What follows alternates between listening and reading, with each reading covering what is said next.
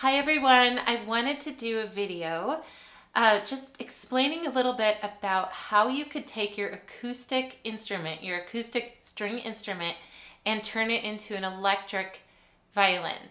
So you don't need to go out and buy an expensive electric violin. There are cheap ones, but in the string world you get what you pay for. So I do not recommend a cheap violin. But what you can do is get a pickup for your violin.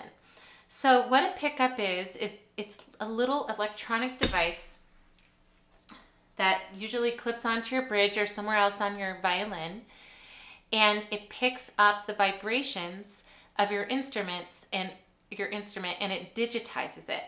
So this is the first one I ever got. It was $15 and it's a tuning pickup and it just clips onto the bridge. I used this when I first started playing with bands, like rock bands, but it didn't have a very good signal, so I had to upgrade. So I've used things like a Bags pickup, which is a pickup built into the bridge, and then after that fell apart, I started using one called the Band, which I'll show you in a second. This is another option. This is a DPA microphone, so it's a super high quality microphone. A lot of professional orchestras and different more acoustic.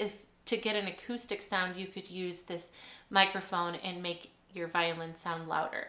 But if you're going to put your instrument through a lot of effects, it's better to have a pickup than a microphone because these microphones feed back. Okay, and that's the feedback sound, is that squealing sound. All right, now I'm going to scoot back. Whee! You can see how I'm wearing blue socks today because it's cold in the house. Okay, so another thing you need is an amp. So this is just a amp, it's called the Orange, but you could use a smaller acoustic amp or anything like that. And I have my fiddle here, and it's hooked up to my pickup I use right now called the Band. And I like this one because it wasn't too expensive, but it works pretty well. It's just wraps around my instrument, and then I plug it in with what's called a 1/4-inch cable, and then I plug that into an amp, and you'll hear I have a nice loud violin.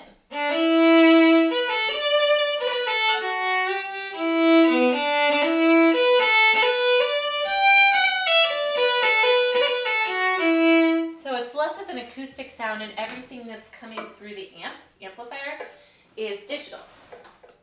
Okay, so then I have a pedal board. I don't know if you can see it, but it's down here. You've probably seen them before if you've ever gone to see live local music.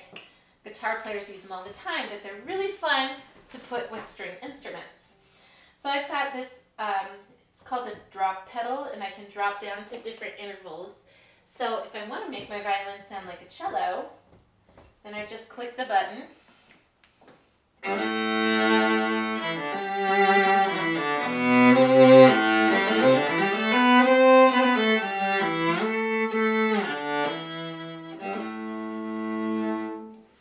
So that's fun. Another common pedal, this one's called a delay pedal.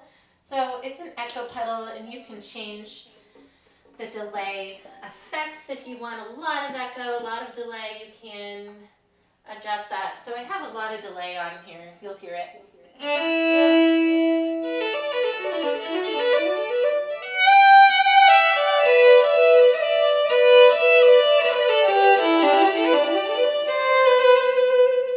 Super fun. And then my favorite pedal that's on my board right now is my looper pedal. So this is an instrument in and of itself because you have to hit the button at the right time, which I do about 80% of the time now. It used to be 50% or less when I started using it. But I'll create a loop, and you can hear the loop is recorded, and then I can stack different layers on top of it. It's really exciting. So this loop, let's do something kind of dark since it's October and gray outside.